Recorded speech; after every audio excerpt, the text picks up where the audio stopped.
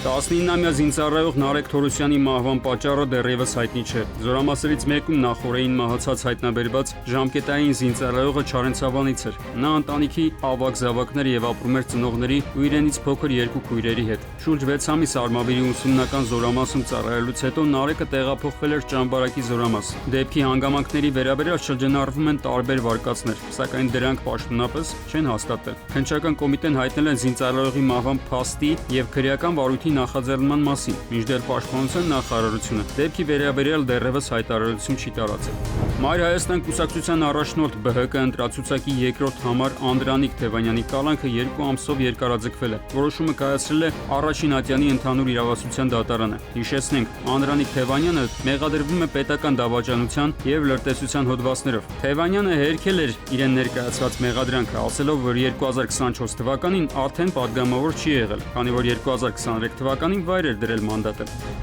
Երկրորդ հնարավորություն բուհ ընդունվելու համար այսօրվանից մեկնարկել է բուհերում թափուր մնացած տեղերի լրացուցիչ մրցույթի հայտագրման գործընթացը։ Դիմոտեմ հարթակի միջոցով դիմում կարող են ներկայացնել ինչպես հիմնական մրցույթից դուրս մնացած, այնպես էլ հիմնական փուլին չմասնակցած, սակայն միասնական քննություններից դրական միավորներ ստացած դիմոտները։ Յուրաքանչյուր մասնակից կարող է ընտրել մինչև 6 մասնագիտություն տարբեր բուհերից, եթե տվյալ ծրագրերում առկա են թափուր տեղեր եւ համապատասխանում են քննությունների պահանջներին։ Հայտերն ընդունվում են մինչև հուլիսի 26-ը ժամը 18:00-ն։ Մրցույթի արդյունքները հրապարակվել են հուլիսի 30-ին։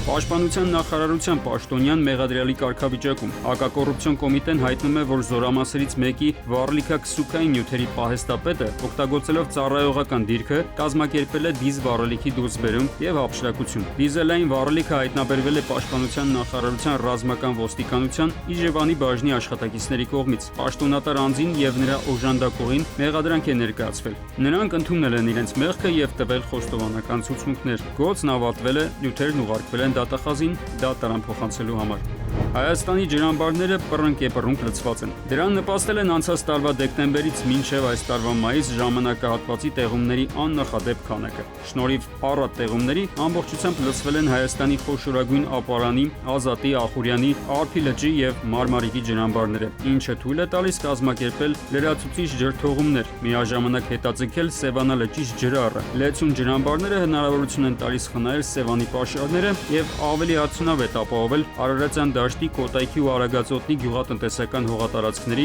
ոռոգումը։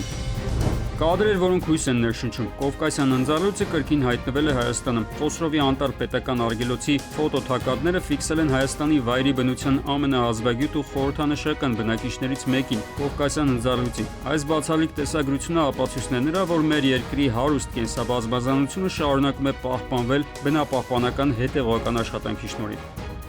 Արմեն Աթալյան, ժամը լրատվական։